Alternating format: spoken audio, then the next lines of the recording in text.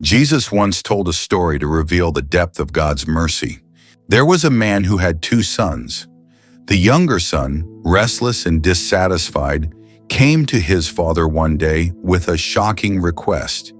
He said, "Father, give me my share of the inheritance." In those days, this was more than impatience. It was rejection. To ask for an inheritance before a father's death was to say, "I no longer want to live under your care. I want your gifts, but not your presence."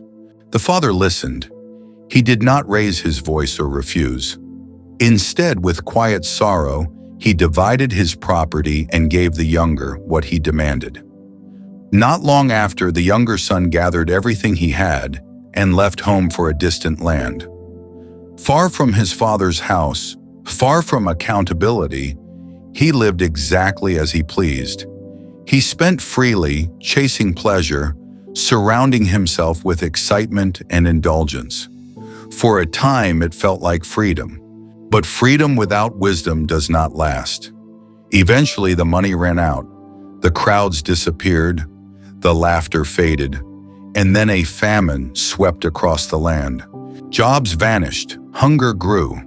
The son, once rich, now found himself desperate. With nothing left, he hired himself out to a local citizen who sent him into the fields to feed pigs. For a Jewish man, this was humiliation beyond words. The pigs ate better than he did. His hunger was so intense that he longed to eat the food thrown to the animals. But no one gave him anything. Alone, ashamed, broken. And then, something changed. The scriptures say he came to himself. In the silence of his despair, clarity returned. He said to himself, "I will arise and go to my father. I will say to him, 'Father, I have sinned against heaven and against you. I am no longer worthy to be called your son. Make me like one of your hired servants.'" He rehearsed those words again and again as he began the long journey home. Every step carried weight, regret for the past, fear of rejection, hope barely strong enough to keep him moving forward.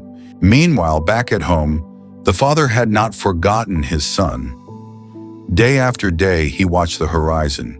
He remembered the sound of his son's footsteps, the shape of his shoulders, the way he walked.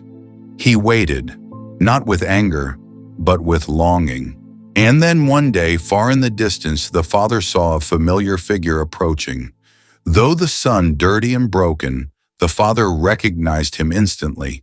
His heart overflowed with compassion. The father reached his son, wrapped his arms around him, and kissed him.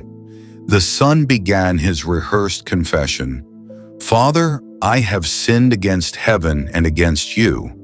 I am no longer worthy to be called your son." But before he could finish, the father interrupted. He called to his servants, "Quick, bring the best robe and put it on him. Put a ring on his finger and sandals on his feet." Then the father said, "Bring the fattened calf and kill it. Let us feast and celebrate. For this son of mine was dead and is alive again. He was lost and is found." The older son, who had been working faithfully in the fields, heard the sounds of celebration. He learned that his brother had returned and that a feast was being thrown in his honor.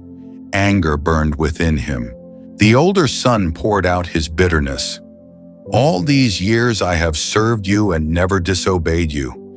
Yet you never gave me even a young goat to celebrate with my friends. But when this son of yours returns, who wasted your property, you celebrate him." The father looked at him with the same love he had shown the younger son. He said, "My son, you are always with me, and everything I have is yours." But we had to celebrate and rejoice. This brother of yours was dead and is alive again. He was lost and is found. This is the story of the prodigal son who found his way home.